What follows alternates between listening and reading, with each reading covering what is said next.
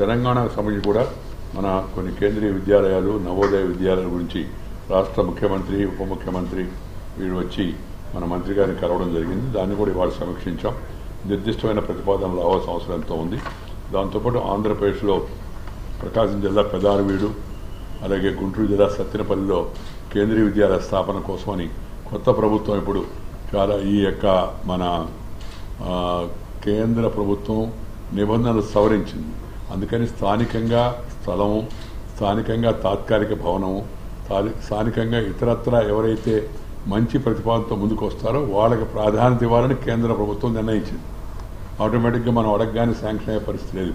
అందుకని అటు ప్రకాశం జిల్లాలో పెదారవీడు అలాగే గుంటూరు జిల్లాలో సత్తెనపల్లి కూడా ఆ రెండు విభాగాల్లో రాష్ట్ర ప్రభుత్వం వాళ్ళతో మాట్లాడి స్థానిక చొరవ ఉంటే వాటిని అత్యవసర ప్రాతిపదికగా మంజూరు చేస్తామని చెప్పి మంత్రి గారు చెప్పడం జరిగింది. తెలంగాణలో రూసా కింద 49.47 కోట్లు మేము ఖర్చు పెట్టామని ఇంటిగ్రేషన్ సర్టిఫికేట్ పంపించామని చెప్పని తెలంగాణ ప్రతినిధి చెప్పాడు. దాన్ని రేపే పరిశీలించి ఇంటిగ్రేషన్ సర్టిఫికేట్ ఉంటే నిధులు వెంటనే విడుదల చేస్తామని చెప్పని మన కేంద్ర మంత్రి ప్రకాష్ జావడేకర్ గారు చెప్పడం జరిగింది. నెల్లూరుకు సంబంధించిన ఎన్సీఆర్టీ ఏదైతే ఉందో దాన్ని ఒక ముసాయిదాన్ని తయారు చేసి మంత్రిగా పంపిస్తే దానిపైన కొన్ని సెల్ఫ్ సస్టైనబుల్ మోడల్ ఏమన్నా సాధ్యమవుతుందా కనుక్కోమని మంత్రిత్వ శాఖ మన వెనక్కి పంపించింది. వాళ్ళు చర్చించి మంత్రి గారు చెప్పడం జరిగింది. సెల్ఫ్ సస్టైనబుల్ మోడల్ ఎన్సీఆర్టీ సాధ్యం కాదు. మిగతా సంస్థలు పర్వాలేదు కానీ శిక్షణ ఉపాధ్యాయ శిక్షణ ప్రాంతీయ సంస్థ, అందువల్ల దానికి సాధ్యం కాదు. కాబట్టి సాధారణ తరహాలోనే నార్మల్ ప్రొసీజర్లోనే దాన్ని చూసి తొందరలో దాన్ని పూర్తి చేయమని చెప్పాం. 500 కోట్ల నుంచి 700 కోట్ల వరకు దానికి ఖర్చు అవుతుంది. దాన్ని త్వరితగతిన సెంటర్ ఆఫ్ ఎక్సలెన్స్ కింద మంజూరు చేయమని మంత్రి గారిని కోరాం. ఆయనే వచ్చి శంకుస్థాపన కూడా చేసినాడు.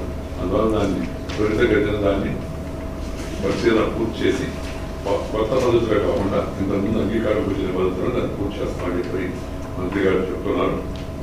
త్వరగా చర్యలు తీసుకుంటామని చెప్పి అన్ని విషయాలపైన కూడా కూలంకషంగా అన్ని సంస్థల గురించి రాష్ట్ర మానవ వనరుల శాఖ మంత్రి అన్ని నివేదికల గురించి కూలంకషంగా అధికారులందరితో చేశాం.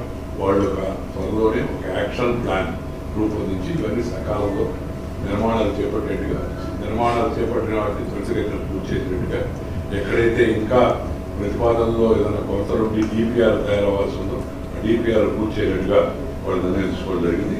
వెరసి రెండు రాష్ట్రాల్లో ముఖ్యంగా ఆంధ్రప్రదేశ్కి విభజన చట్టంలో ఇచ్చిన హామీలు ఏదైతున్నారో వాటి యొక్క అమలుకు ప్రాధాన్యత ఇవ్వాలి. తెలంగాణకు సంబంధించి విభజన చట్టంలో ఇచ్చిన హామీ గిరిజన విశ్వవిద్యాలయం ఒకటే కొర ఉంది. దాన్ని కూడా ఇప్పుడు స్థల సేకరణ పూర్తి అయిపోయింది కాబట్టి దాని విషయంలో కూడా వేగవంతంగా త్వరలో క్యాబినెట్ చేస్తామని చెప్పాడు. మిగతావి తెలంగాణ ప్రభుత్వం కోరుతున్నవి కొత్త ప్రతిపాదనలు, వాటిపైన మంత్రిత్వ శాఖ పరిశీలన చేసి తగిన నిర్ణయం తీసుకుంటామని చెప్పడం జరిగింది.